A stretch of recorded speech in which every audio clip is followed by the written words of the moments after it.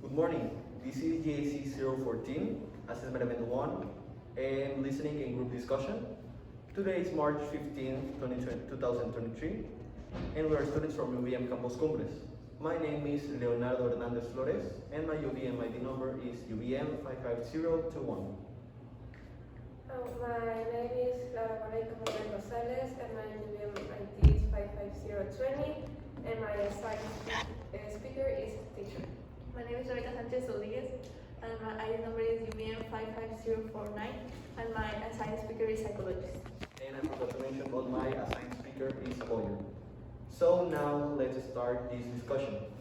First of all, I think we should start about mentioning the advantages that the social media and internet has on people. So who would like to start seeing their advantages? Well, I can start. For first, in my area of experience, I believe that, the internet is very favorable in terms that researchers can share their information via different social media applications and the internet, and making it more accessible for people, Like students can just go to their computers and search any information they want, and they can access it fairly quickly.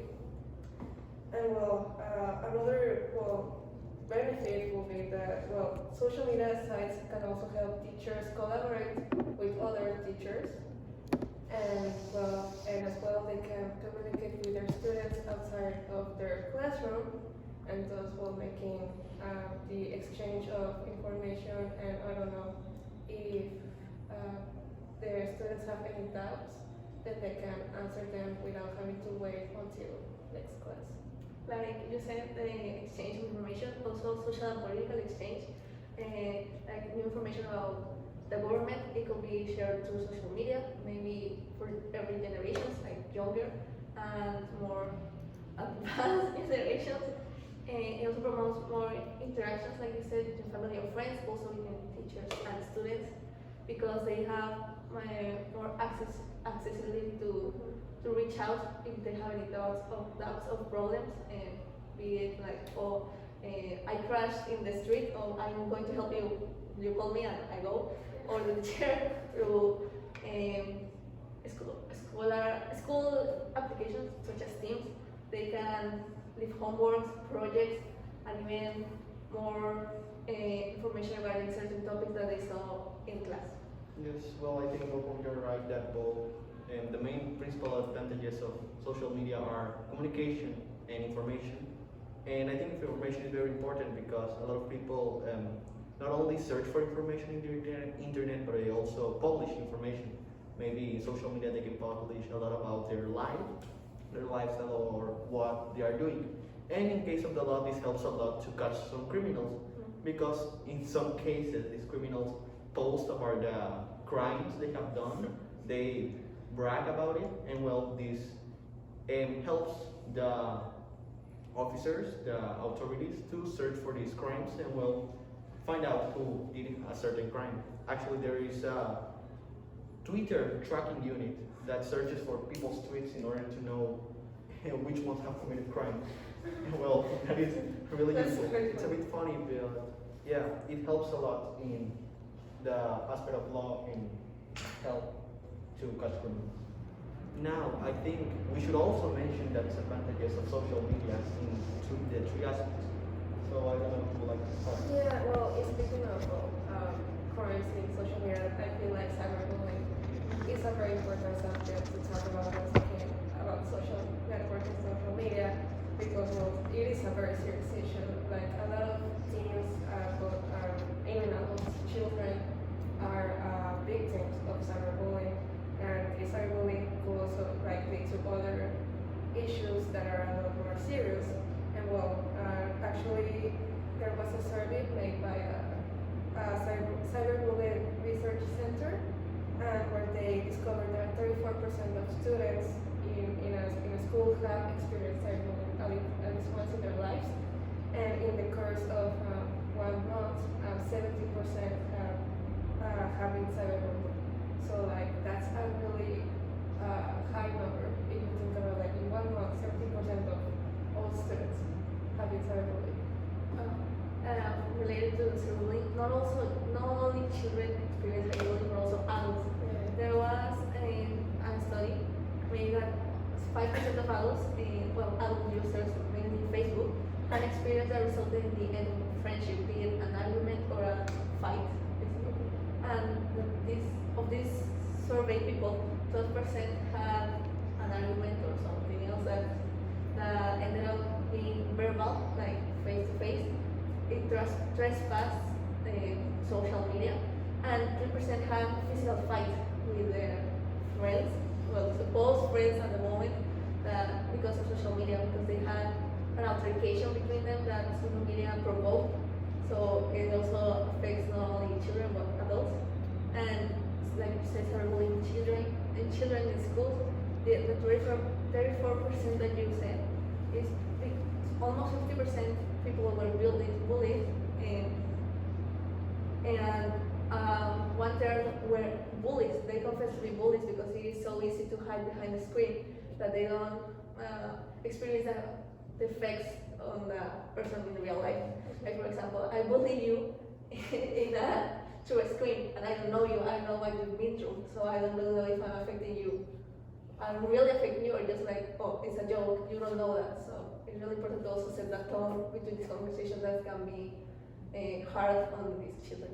Yes, that's true. And talking about Facebook and how conflicts from real life can get into social media, in 2011 there was a study made, and the results discovered that 1/3 of all divorces use Facebook as a source, and all the posts that the wife and the husband made about how they feel and how were they doing in their relationships with their partner, they wrote it on Facebook, and it was a very good source of information in order for this divorce, and just demonstrates how much people use social media to talk about their life and express themselves.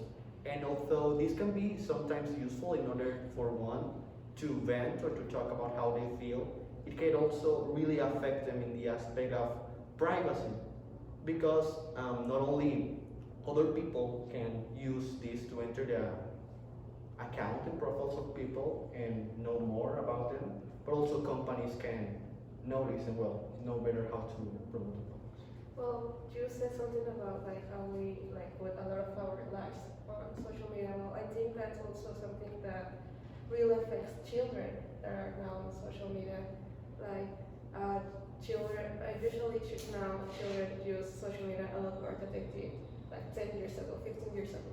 So now like children are putting their lives in these sites, and that's really alarming because there are a lot of criminals and pedophiles and a lot of people that want to harm these children. And I also think this is a very important issue to talk about, to address, since these are our children, these are the future of the future generations, and we are not really. I mean, we are talking to them about stranger danger and how they need to be careful when talking to other people, but we don't really know if these children are actually understanding the whole picture of the danger they could be in. So I think that's also something really important to discuss. Thinking as a psychologist, what you said, the harm it does. UCLA study in 2008, it said that the use of social media is mainly linked to developing disorders, especially in younger generations, because the prefrontal cortex is different from the ones that constantly use social media to the ones that don't. So it affects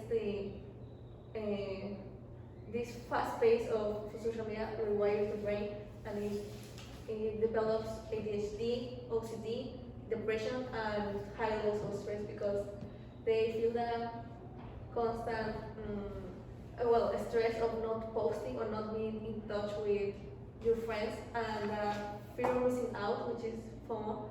A study done in 2018 said that 22% of the people who use social media, the main reason is because they don't want to they don't want to miss out on whatever their friends are doing or what's happening around them. So this stress increases. Yes.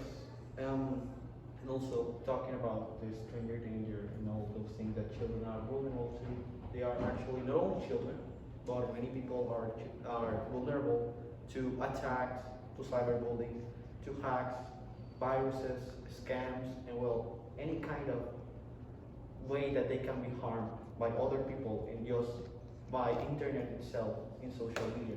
So yes, I think the use of social media can really greatly affect people. However, as we said earlier, there are many advantages that it can bring to people too.